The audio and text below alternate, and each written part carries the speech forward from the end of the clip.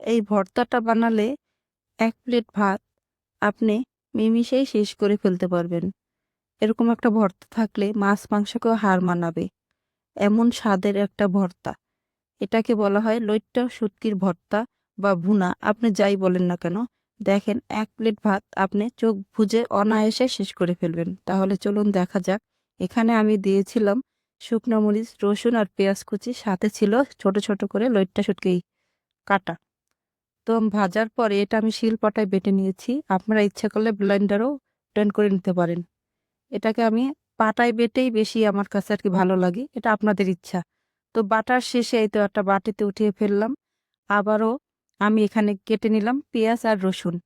একটু তেল দিয়ে তার মধ্যে দিয়ে দিলাম আগে থেকে কেটে রাখা পেঁয়াজ আর রসুন।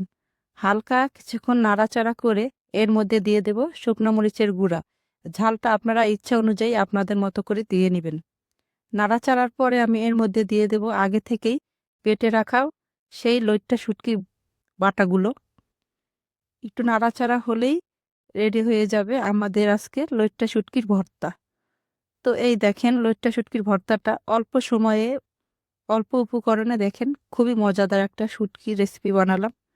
তো এই দেখেন গরম ভাতের সাথে একটু লেবু দিয়ে কি যে দারুণ মজার একটা ভর্তা, মানে একবার না খেলে বুঝতে পারবেন না।